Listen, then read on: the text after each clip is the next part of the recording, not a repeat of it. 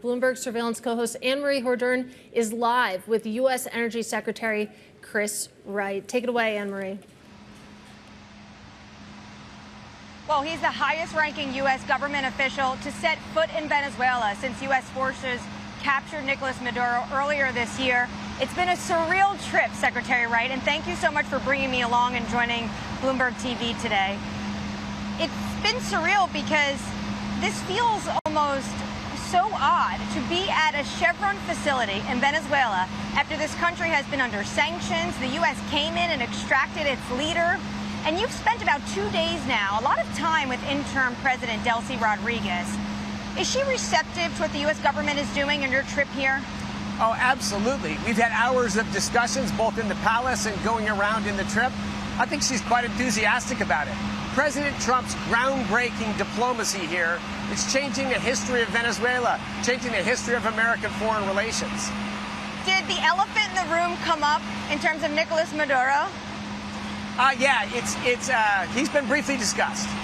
And did she bring him up or did you bring him up? Because she's saying that he's still the president of the country.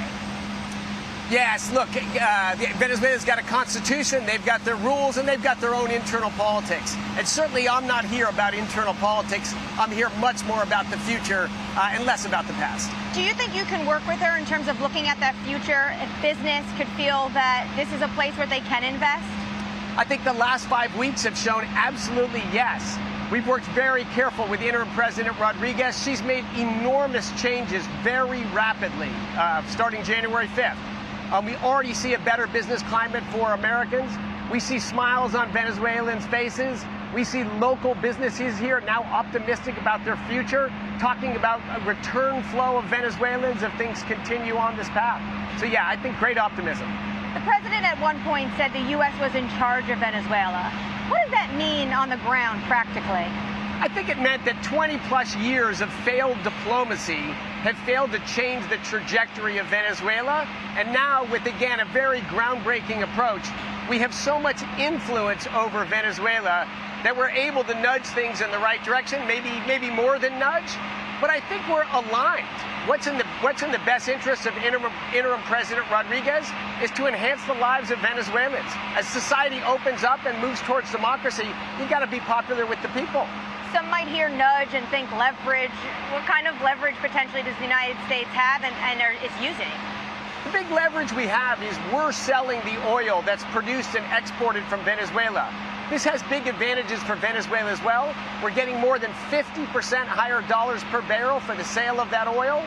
We're removing a lot of the corruption that was associated with that, and we're able to direct those funds to the government and people of Venezuela, but we have discretion about continuing to direct those funds. It forces us into a partnership to drive improvement in Venezuela and improvement in American-Venezuelan relations. Chevron, where we are, has been in this country for 100 years, so they're ripe potentially to expand production. But what about others? Are you going to be releasing new licenses for oil companies to produce in Venezuela and expand production? Absolutely. We've already released a general license for all American and, in fact, international oil and gas companies to come down, meet with officials, investigate possible deals, and then just come back to us when they have specific deal terms. We're releasing soon licenses that's going to allow the import of parts and services, so giant oil processing facilities like we're here can be upgraded and modernized. Any new licenses or deals that potentially could be announced or that would be coming out of this trip specifically? Well, Chevron is being enabled to massively grow their business here. They're the largest producer in Venezuela today, and they're going to be able to both expand the reserves they have and expand their operations. We're going to see a pretty good clip in rising Chevron production over the next 18 to 24 months in Venezuela. They're just one of many, but they're going to be a big one. Do you see the United States being in a better position in terms of these licenses? Like, will you try to help U.S. companies over, say, a Russian or Chinese company? And I ask that because on the way into this facility, we actually saw a Chinese and Russian facility on the drive over. One of the problems in Venezuela, as you point out, is the huge presence of China, of Russia, of Iran. Hezbollah and Hamas North American headquarters are here in Venezuela. These are part of the problems we need to fix in Venezuela. Now, we want it to be open to less corrupt, honest American, Western American allies for business. So a lot of different countries will be here, but the situation on the ground will be dramatically different for China and Russia and Iran than it's been. We need to get our adversaries, particularly their nefarious activities, out of our hemisphere. So it sounds like the United States will get more oil acreage over the adversaries. Is that correct? Correct. The influence of China and Russia and Iran that has been very large in Venezuela will become very small. And hopefully in the case of Iran, it'll be removed to zero. Russia shrunk just dramatically. But they have facilities now, and if they do, they can still operate? They are operating facilities today, and we are going to work together with the officials in Venezuela to evaluate all of the business deals that are in the country and evaluate what look to be in the best interests of Venezuela and the Western Hemisphere. So Chevron's in a unique position because they've been here for so long, but what are you hearing from other oil executives, especially someone like ConocoPhillips, where they got burned in Venezuela? They lost billions of dollars. I think the president just said, you know, it's a good write-off. We want to start with an even plate. Did you have those discussions with Delcy Rodriguez? We do. And of course, she has regret about the past and about the things that happened. They're in active discussions with ConocoPhillips. The people that lost assets in the before are all in active dialogues right now. What's the right way forward? How to get some recompense for that money they're owed and hopefully entice them to come back into the country and grow production. So do you think if they are repaid their debts, they would be interested to coming back in? Oh, absolutely. The interest to come back is quite great. The question is, what kind of creative structure do you do? Venezuela's got a lot of debts. That's a tricky challenge of who gets paid how and a ton when. to China as well. They have a lot of debt to China as well. You'll see some creative deals where debt will be traded for assets in the country. So that you don't need cash flow to repay those debts, but they're repaid in assets and in a new starting point. When it comes to what this country is capable of, there was a report decades ago on how it has the largest proven oil reserves. I would love to know, do you believe that report based on the briefings you had with this government? And how large do you think we could see Venezuela become in terms of output? At their height, you know, in mid-2000s, it was about 3 million barrels a day. How quickly could they get back to that? I think in the first year, we'll see pretty significant 30–40% growth in Venezuelan oil production this year. You can continue production growth rate at a pretty good clip.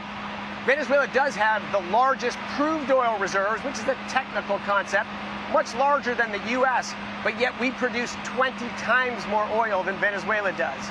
So yes, are they underexploited resources? Absolutely.